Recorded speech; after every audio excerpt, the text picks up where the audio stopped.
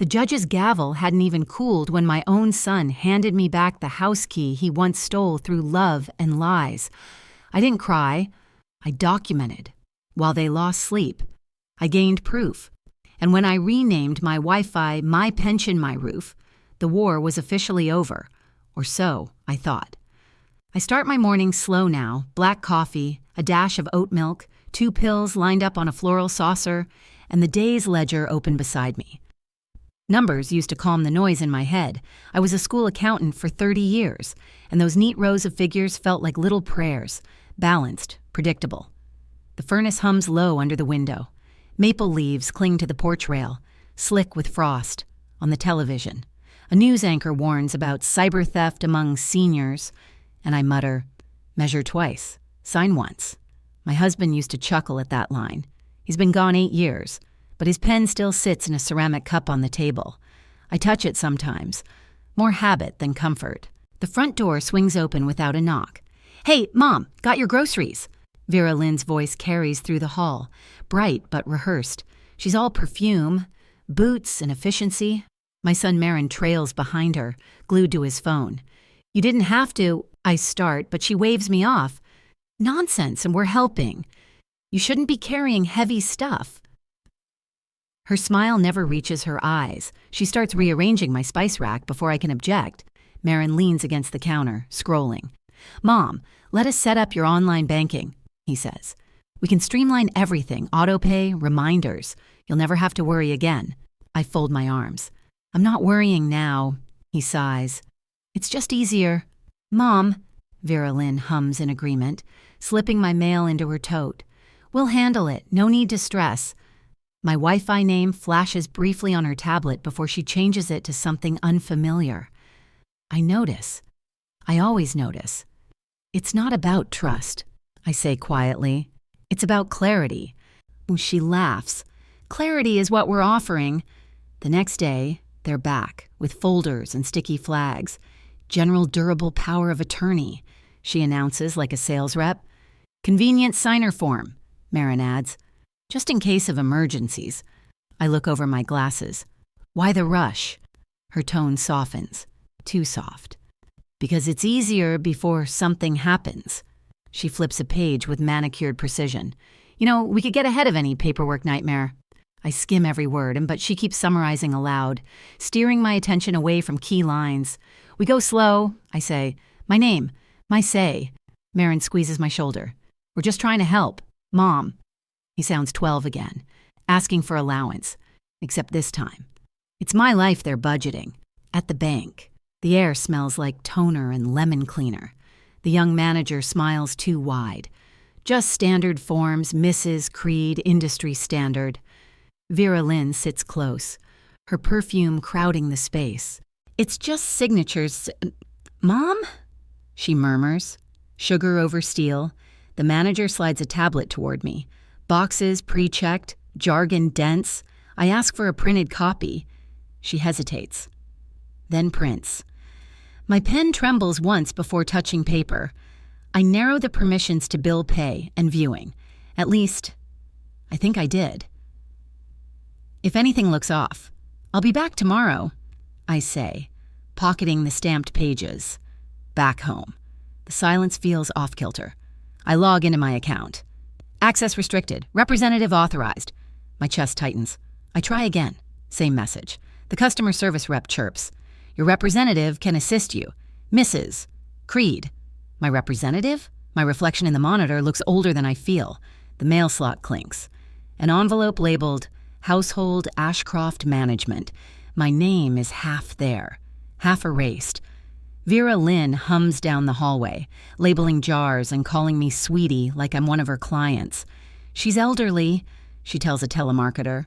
"Send everything to me." I hang up quietly. Marin appears at the doorway, rubbing his neck. "Mom, don't make this a thing. Let me handle it." He leaves before I can answer. That night, I brew chamomile tea, open my ledger and create columns. Who, when, what, why. I tape a note inside the cabinet. "Do not test me." My husband's pen goes into my pocket, no longer lucky, just necessary. I plan tomorrow's calls, names to record, questions to ask.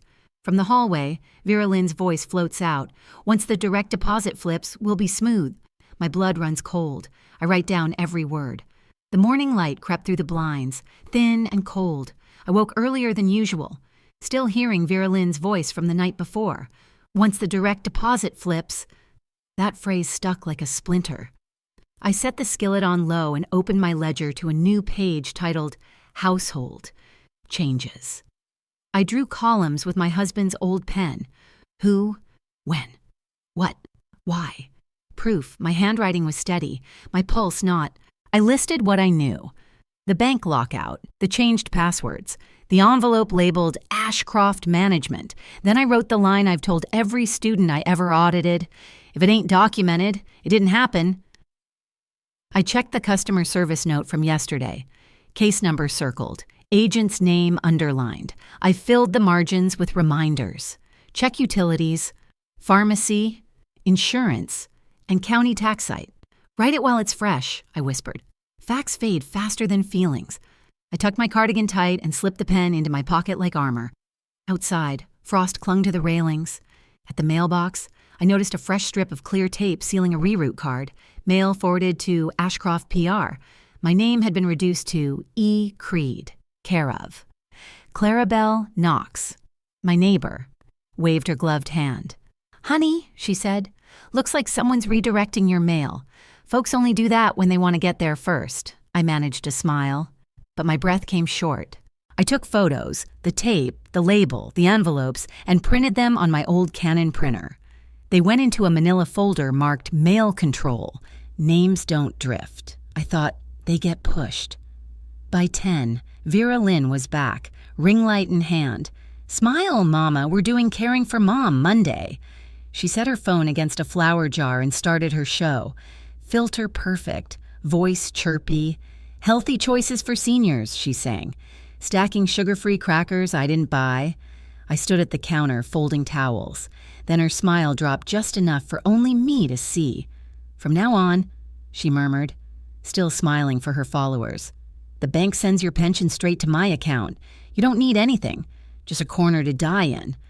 I didn't flinch. My hand stayed steady, my phone, hidden in my apron, recorded every word. Marin drifted through, pretending not to hear. Let her finish the video. Mom, it helps her brand. His voice cracked like a boy's. I said nothing, just noted the time. 10:47 a.m. At noon, I sat at my desktop to check the utilities site. My password had been replaced by a household email. The pharmacy app showed Vera Lynn's number for refill texts. County taxes now listed primary contact, Ashcroft PR. I printed each page, stapled them by date, and stacked them in order. When I called the electric company, the rep said, "Your representative set up autopay. Looks like a convenience signer." I repeated her words aloud, writing each down. Paper beats anger, I told myself, searching for tape to label another file. I opened the junk drawer and found a cassette with my husband's handwriting. Eula, keep receipts. My knees went weak. I dusted off the old player, pressed play. His voice filled the kitchen, deep, calm, sure.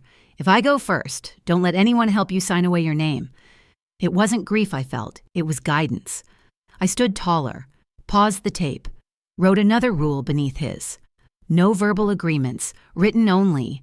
When Vera Lynn came in, I gestured to the table. Sit down. She blinked at my tone. I slid a photocopy of the power of attorney clause toward her. This isn't ownership, I said. You don't get to change contacts without my consent. Her PR smile returned. We're just aligning the household. Then align it back, I said, calm and level. Restore my email as primary. Remove your name from my mail. Bring me a list of everything you've changed. By 6 o'clock in some... Marin walked in, frowning. Mom, don't be dramatic. I handed him the paper. Read that out loud. He stumbled. The words didn't sound like protection. They sounded like theft.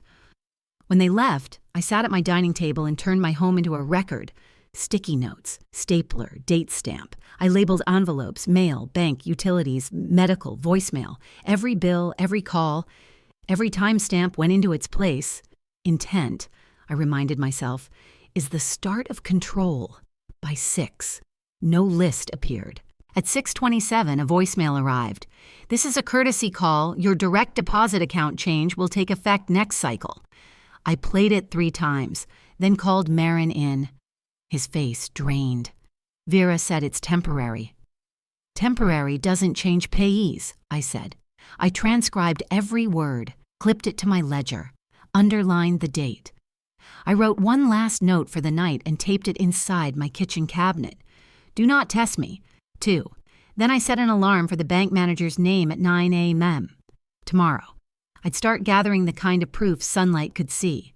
By the time dawn reached my kitchen window, I was already dressed, my ledger tucked under my arm like scripture. The cold bit through my coat as I walked into the Delaney Bank branch, the smell of coffee and disinfectant hitting me first. I need to see your manager, I told the teller. My voice didn't rise. Calm carries further than anger. The manager, a man too young to hide discomfort well, led me to his desk. I set down the folder, the voicemail printout, and my notes. Please read back every change request on my account, I said, line by line. His monitor reflected in my glasses as he scrolled, slower with each screen. Looks like. The request came from a household email, he said carefully.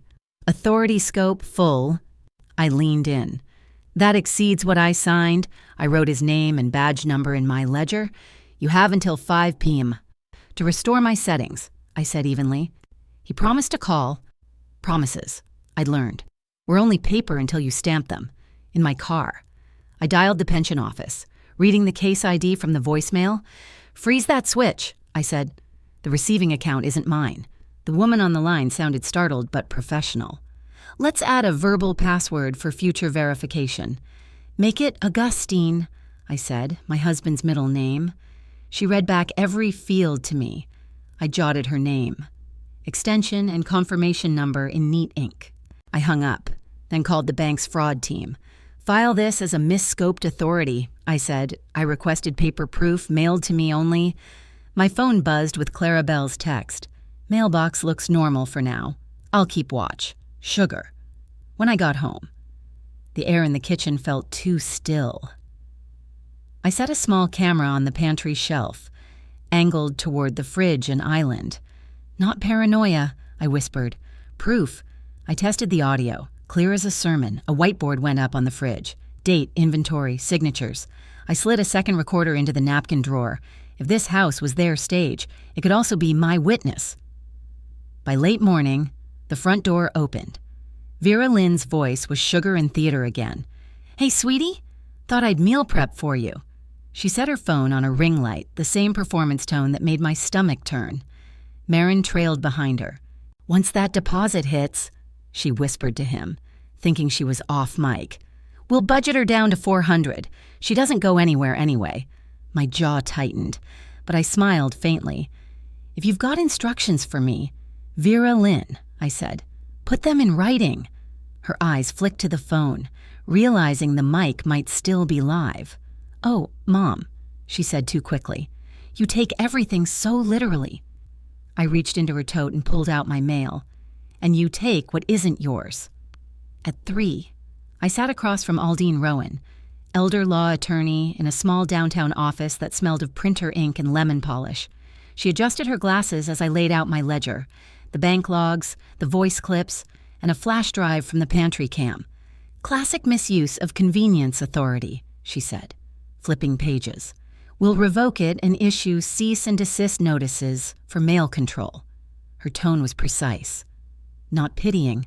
She drafted letters while I watched, one for the bank, one for the postal office, one for evidence preservation. Open a safe deposit box, she instructed. Your name only. Physical copies go there. I nodded.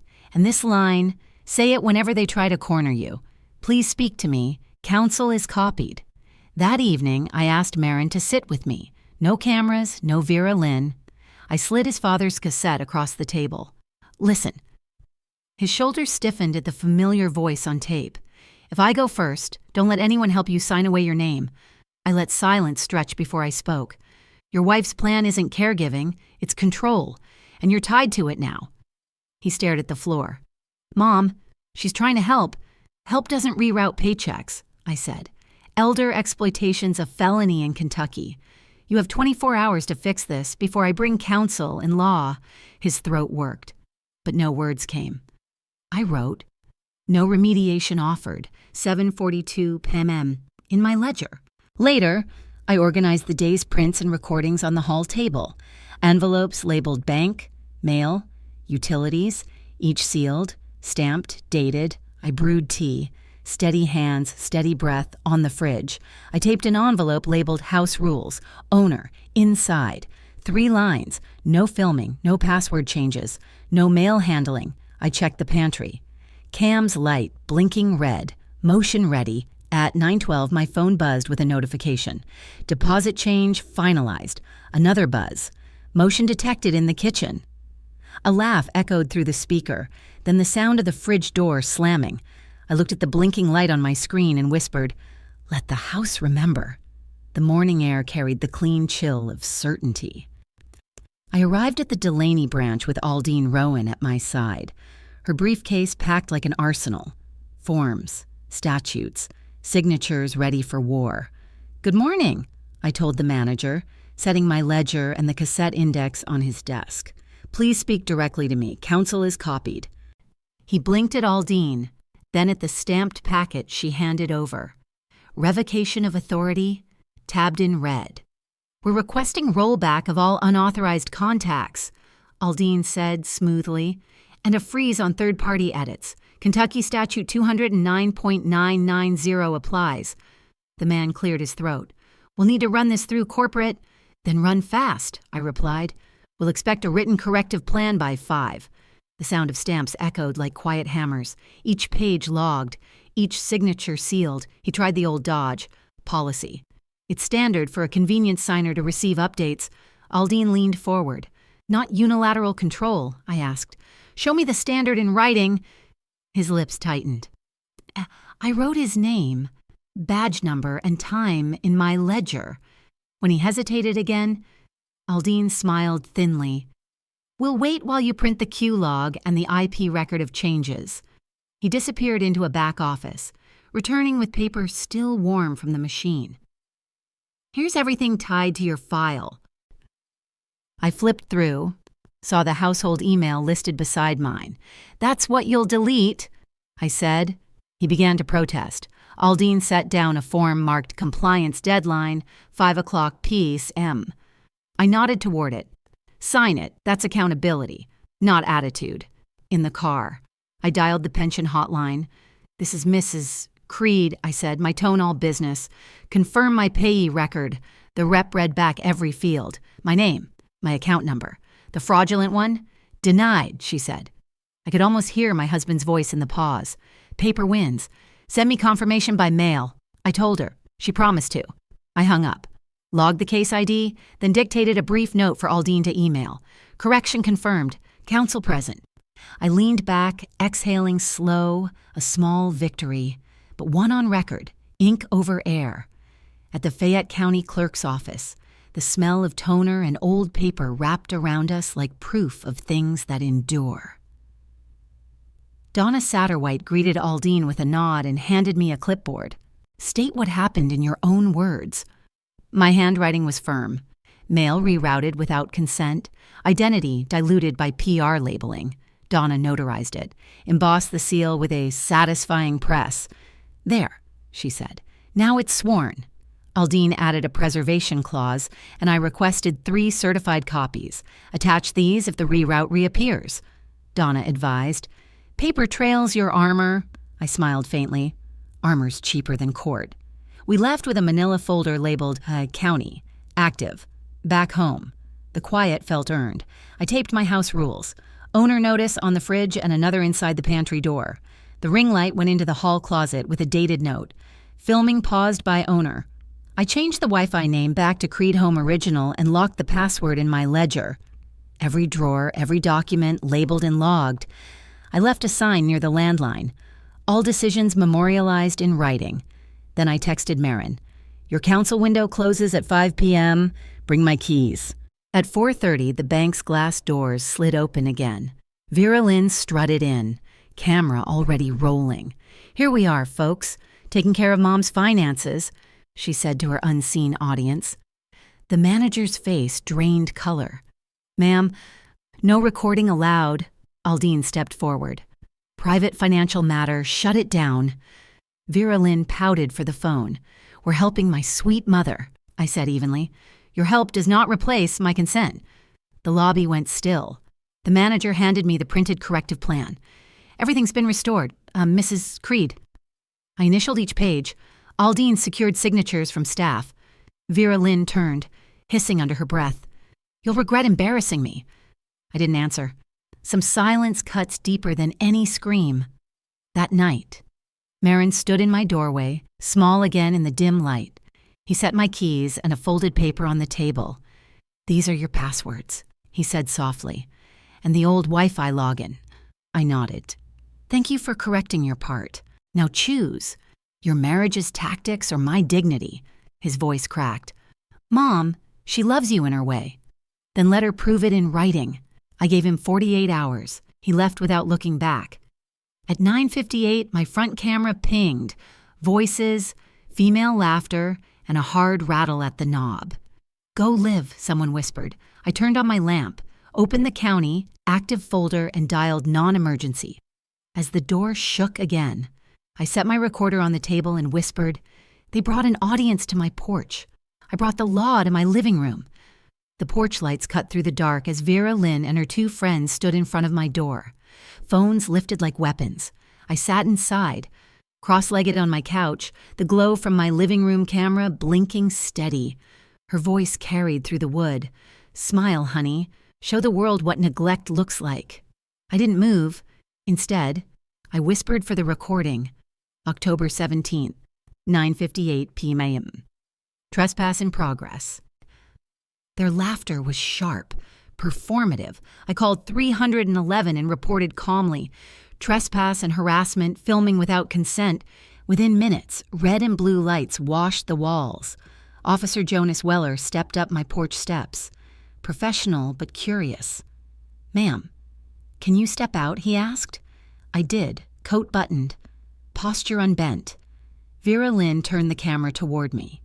"See, she's confused. Poor thing." I looked at Weller. "Confused people don't keep ledgers this neat." Phones lifted. Neighbors whispered. I stayed still. That clip would later become the internet's newest sport, #PorchMom, inside the patrol car's glare. Weller reviewed my county affidavit, cease and desist order, and the folder marked, "Law, active. You keep records better than most precincts," he said. I handed him a printed URL.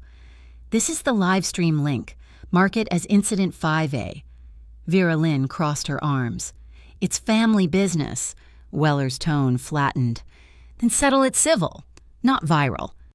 He told her she'd need written permission to step back on my property. She muttered, "You'll regret this, Mom." As her friends backed away, I thanked him, jotting badge and report numbers in my book. "You might want a porch cam," he added. "Already installed," I replied.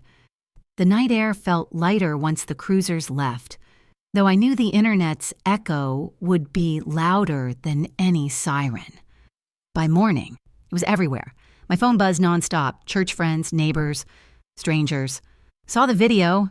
You handled it classy." The word classy carried both kindness and pity. Half the comments called me brave, the rest, bitter. I didn't reply. I made oatmeal, fed the cat, and recorded a voice memo. Note, public sympathy fades. Documentation doesn't. Clarabelle Knox sent screenshots of comment threads, some cruel enough to sting. I printed the worst 20, each one naming me, my street, my dignity. Aldine texted, "Hold everything. We file civil injunction today." That message steadied me more than any prayer chain. Aldine arrived with 2 coffees and her usual calm. "We're pivoting," she said. "Injunction, restraining order, and reputational damages." I handed her the folder marked Porch Incident, 5A. She drafted a legal statement quoting every word Vera Lynn had broadcast. Ungrateful, confused, liability. "Courts love precision," she said, "and you've been precise." When she asked for my pantry and fridge footage, I hesitated, then fetched the USB labeled House Evidence, unlocked. If that footage shows what I suspect, Aldine murmured. This stops being family drama and starts being a felony. I nodded. Then let the fridge speak. The laptop screen flickered to life. There she was, Vera Lynn opening the envelope marked House Rules, Owner, laughing. She won't know until it's too late. The sound made my hands still. Then Marin appeared on the same clip, picking up the torn paper, slipping it into his pocket like guilt made visible. Aldine's voice was low. Intent and concealment, that's exploitation under federal guidelines, I whispered. The House remembers better than people do. She captured stills, logged time codes, and sent digital copies to the DA's office and the Financial Crimes Unit. Late afternoon, Marin came by, eyes rimmed red from shame or sleeplessness. She said the money would be safer with her, he mumbled. I met his eyes. Safety without consent is theft. He blinked hard, tears threatening but never falling. I gave him a printed notice. Return remaining credentials within 48 hours. He read the words, criminal exposure, and swallowed. Mom, I never meant... I stopped him.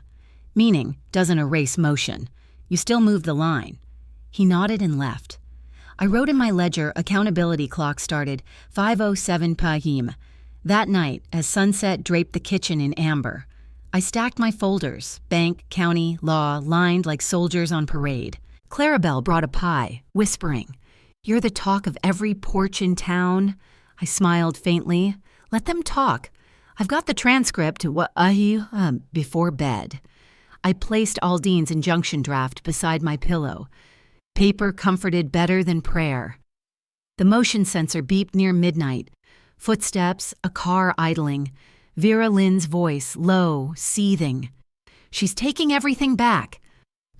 Headlights flashed and peeled away into silence. I turned on my recorder and whispered, "She took my piece. I took her evidence. Now the law will take the rest." The courthouse smelled of varnish and coffee when I walked in with Aldine Booker at my side. My suit jacket felt heavier than its fabric. Every page in my binder weighed more than years of silence. Security checked our bags. I declared the USB drives as exhibits. The clerk tagged each and slid over property slips with neat blue stamps. Inside the waiting area, Marin sat hunched, his fingers locked like he was praying but forgot the words. Across the hall, Vera Lynn strutted in, perfume cloud trailing her, whispering to a friend, "Watch me end this." Aldine leaned close. "No sidebar comments," she murmured. "Let the paper speak." I nodded. Hand steady, voice steady, facts steady. The mantra settled my pulse. Half an hour later, the hallway shifted like a scene change. A man in a gray suit approached, envelope in hand. "Miss Ashcroft, you've been served." His voice echoed through marble. She laughed for her camera, but the sound thinned when she saw the words. Temporary restraining order, financial exploitation, constructive trust, conversion. Her smile collapsed mid-performance. I noted the timestamp and the clerk's name while Aldine whispered, "That's leverage, not victory." Officer Weller stepped forward to log the service. The crowd that had followed her online act suddenly quieted. "This is harassment," Vera Lynn snapped. I met her gaze and answered, "No, this is documentation." Even her phone camera didn't know where to look after that.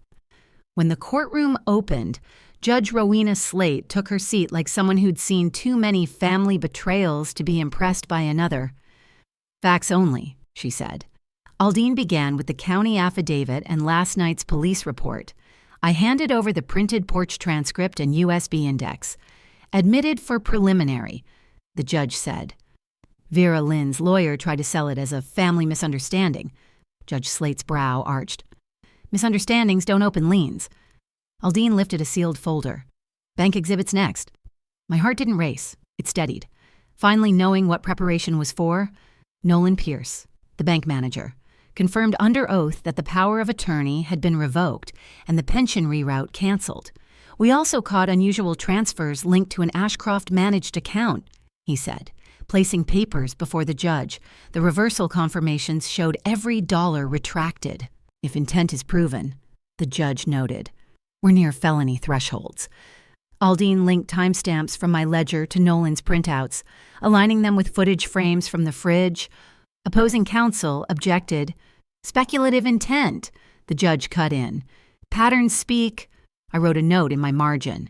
Paper remembers what people deny. Then came the fire. Aldine displayed a screenshot from the county recorder's office, an active lien attempt on my house by an LLC connected to Vera Lynn's cousin. Filed under her POA window, Aldine said. The judge's gavel hit once. On a widow's primary residence? Aldine presented metadata linking the filing week to the supposed budget adjustment texts. Gasps rose behind me. This is out of context, Vera Lynn cried. The context, I said quietly, is my kitchen table and your hands on my account. The judge ordered it flagged for the district attorney. And then, the moment that ended her performance, Aldine projected the text thread. Once the pension is auto, she'll have to ask, she just needs a corner to die in. The courtroom froze. Marin's head dropped into his hands. I'll cooperate, he whispered. Voice cracked by guilt. Aldine played a final clip. Audio from the porch. Perfectly synced with my indoor recording. The line matched word for word. The judge exhaled through her nose. Heavy. We finished this foundation today. I didn't smile. Vindication is colder than people think.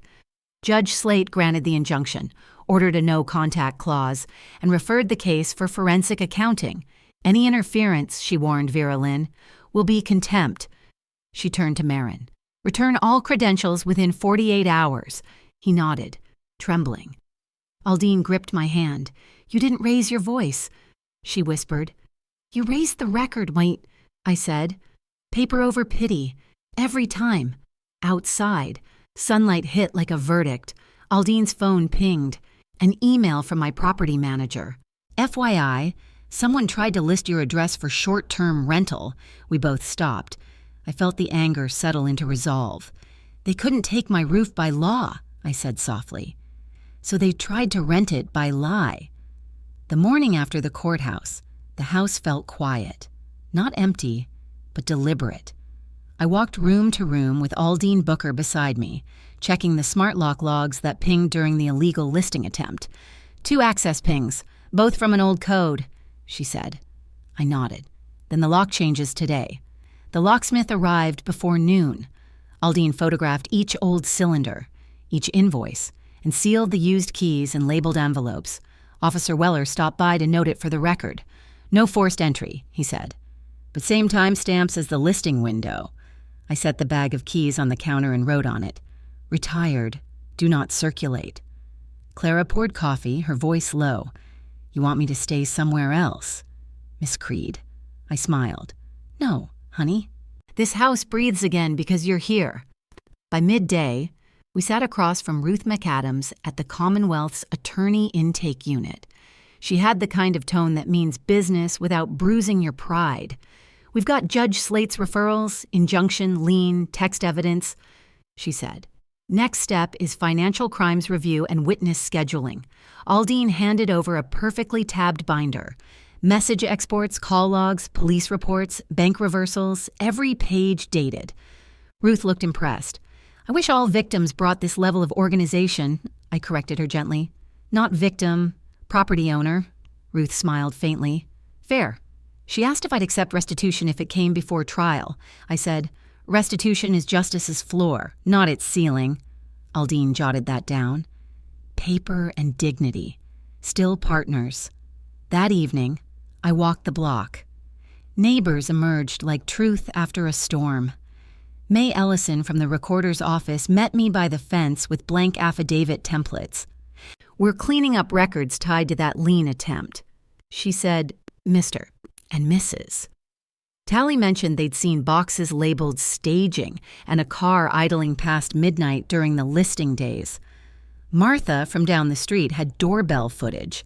Headlights, timestamp, partial plate, none of it grand, but all of it real. We signed the forms under May's porch light. I thanked them with Clara's cobbler. We should have spoken sooner, someone murmured. We're speaking now, I said. That's on time. Next morning, Nolan Pierce from the bank called. "Your son's here asking to make a statement." I met Aldine at the branch. Marin sat at Nolan's desk, pale but grounded. "I'm done being useful to somebody cruel," he said. Nolan printed summaries showing reversals linked to Vera Lynn's Shell LLC. "He's cooperating fully," Nolan said. Marin signed a voluntary statement admitting he followed her instructions. Then he slid a house key across the desk. "This belongs to you." I took it gently. "Truth costs less than lies, baby." "You're making a cheaper choice today," he whispered. "I'm sorry, Mama." "I know," I said. "Now show it in writing." Sunday brought New Hope Baptist's Elder Watch Circle. Pastor Delroy called it wisdom in motion. I explained to the group how power of attorney can turn poisonous without boundaries. We passed around Aldine's handout. Simple lines like dual signatures protect peace of mind. A deaconess confessed her nephew handled her debit card. "Let's fix that quietly," I told her. Pastor recorded a short PSA about relational fraud. No drama, just change. When the room applauded, it wasn't for me. It was for the idea that awareness was its own armor. Monday morning, May emailed Aldine. The recorder's office had flagged a string of filings by the same notary tied to Vera Lynn's cousin. Several cases were now under audit. Ruth added them to her file. "This might accelerate the grand jury," she wrote.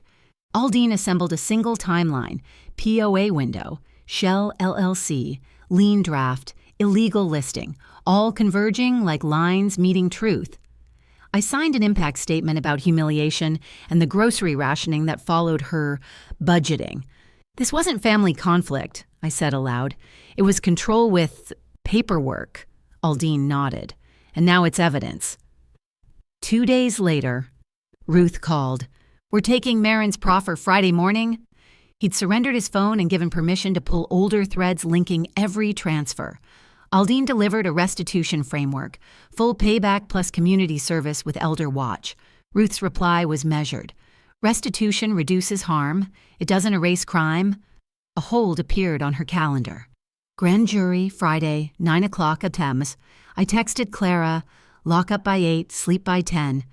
Pastor Delroy offered to come. I said yes, not for protection, but for witness. That night, the air carried the bite of fall. A white van slowed near my mailbox. The driver glanced at my porch, then drove on. Minutes later, my phone pinged. Host account suspended. Unauthorized listing at 1128 Ashcroft Lane. I forwarded it to Ruth and Aldine. Ruth answered within a minute. "Thank you. That's the last brick." I stepped onto the porch with Clara's green blanket around my shoulders. The house was quiet, the kind of quiet that feels earned. "This house is mine," I whispered. "And tomorrow, the Commonwealth speaks for women like me." The courthouse clock struck 9 when I walked in beside Aldine and Pastor Delroy. The binder pressed against my chest like a second heartbeat. Each tab a piece of breath I'd fought to keep. The hallway was cold, smelling faintly of polish and nerves. Ruth McAdams stood waiting, clipboard in hand. "You ready, Miss Creed?" she asked. "Been ready," I said, touching the same wooden rail I'd touched the week before. My voice felt steady enough to stand on. I'd written my opening line 3 times, but I didn't need to look at it. "My pension is my roof, my groceries, my medicine." Marin sat across the corridor, shoulders low, eyes down. When I passed him, he gave a small nod, silent but human. I slid my phone to airplane mode and tucked a photo of Clara and me at last summer's potluck into my jacket pocket. "Armor," I whispered. Inside the jury anteroom, Ruth outlined the flow. "We go by the paper, not pity, straight facts." Aldine opened the binder like scripture. She began tracing the sequence. The forged draft lien, the Shell LLC, the late-night listing attempt, the bank reversal. Each timestamp tied to Nolan Pierce's documentation. Ruth cued the porch audio.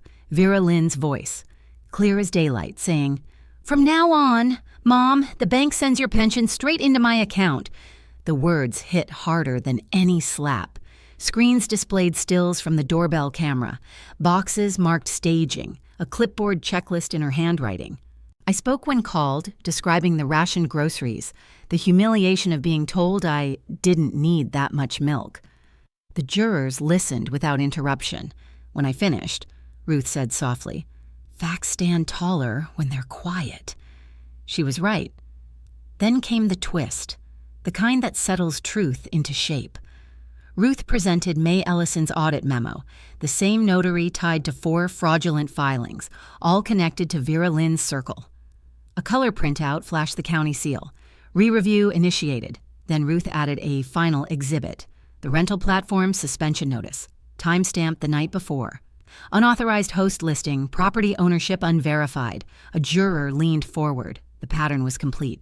Paper as weapon, lie as leverage. Ruth played Marin's proffer clip, his voice small but clear, reading the text.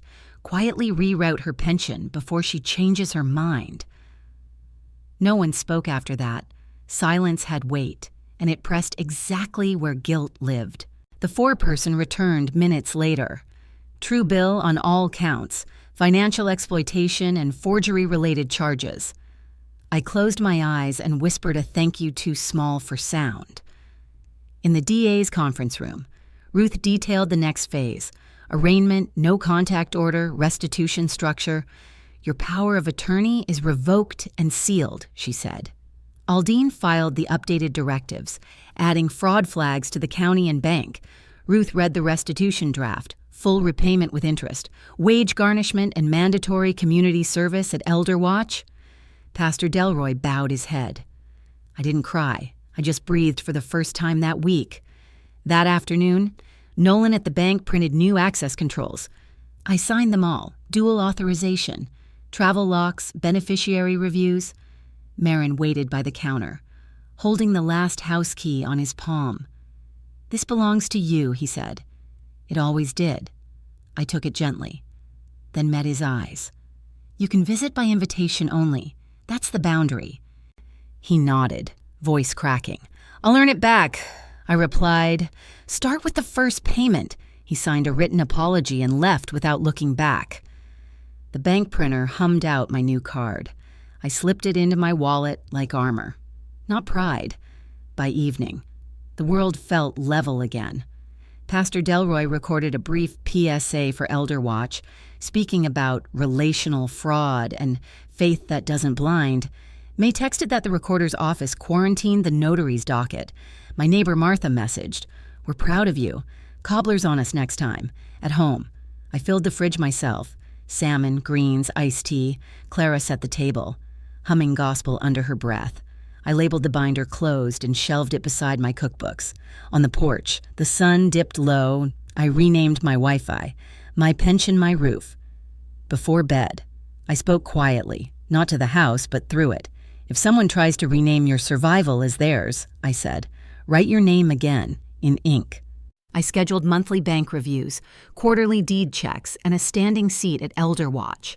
Forgiveness, yes, but never without a lock. Love, yes, but never without a ledger. I smiled at the quiet truth of it. I didn't get old by giving away my roof, I murmured. I got wise by keeping the door and the dignity that live under it. That night, as I locked the porch door, the wind carried a sound I hadn't heard in months. A car idling at the curb, engine low, lights off. I peered through the lace curtain. On my mailbox hung a new envelope, unmarked but familiar. My breath caught. Had the story really ended, or just changed authors? Ban.